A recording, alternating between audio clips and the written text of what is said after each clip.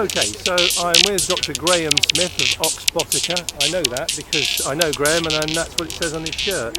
So, Graham, tell us a little bit about what's happening today. The sun's shining, there's a bunch of people, and there's an interesting looking vehicle here. So what's it all about? Well, we're here today to show off our Selenium's autonomy software. We've got it working in this demonstration vehicle behind us. And we're here in the streets of Milton Keynes. So we have the vehicle and the software running around a pedestrianised environment, as you can see. There's no special tracks, no special road. Oh, it's moving. Oh, it's off. There we go. And we're mixing with pedestrians, cyclists, cats and dogs, you name it. So here we are. We're live in an unstructured environment, and we're doing very well, thank you. Brilliant. So is this the first time this has happened, or you've done it a few times in Greenwich, I believe, and some other places? Yeah, we're working on a project in Greenwich called the Gateway Project, and there we're working on some driverless shuttle vehicles. But this is the first time we've been out in Milton Keynes and demonstrating this environment. And certainly this is a 3-day event where we're showing the technology off to members of the public, members of the press, and just letting people have a go in it. So it's a big event for us. So does that mean the laws changed recently, Graham, where you can actually do this and without a special license or something like that?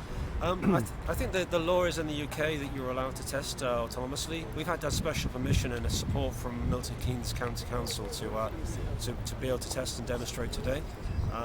So I think you always need permission of the landowner whenever you're testing and demonstrating. Yeah, but I mean Milton Keynes is ideal because it's all on a grid system. You've got lots of pathways and connected elements that kind of all join it up nicely, where both for EVs and clearly for connected vehicles there's quite a big opportunity, isn't there?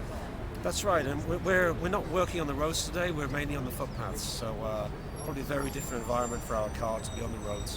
What we typically find is the roads have lots of rules associated with them, whereas on a footpath like this there are less rules. Yeah. So it's much more of an unstructured environment, and from a scientific perspective much more interesting. Brilliant, Graham, that's fantastic. I'm really excited by this. I think, and I said to you when I just walked up, bigger than EVs. I mean, EVs, connected vehicles, autonomous, the whole thing around these convergence of technologies and business models. It's all coming together. But I think the autonomous element is going to be huge, isn't it? I think it is, and I think it's more than autonomy. It's a way of improving the product. It's a way of reducing risk. It's a way of reducing accidents. So just imagine this. On the vehicle, are you ready? Yep, go on then. So on the vehicle we have a number of different sensors. Yep. On the back here, we've got a 2D LiDAR that's looking at this plane here. Yep, that's that. And we have stereo cameras in here, the back. All right. And then we have a LiDAR here. It's like a 3D laser. All right, wow, cool. And then on the front of the car, we've got another 2 LiDAR sensors on each side. Yep. And we've got another stereo camera at the front. And then on top of the car, we've got a whole bunch of extra cameras. You say stereo camera. I mean, forgive me, perhaps asking a dumb question, but there are 3. Are they each one a stereo camera, or what does that actually mean? Well, just so you can experiment with different baselines. So you can have like eyes that are wide apart, that are good for triangulating close in, or eyes that are close together. Right.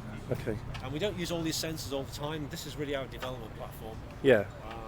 So one of our areas of strength is using vision rather than LiDAR, and that's a much cheaper path to production for lots of autonomy solutions. Right. Brilliant.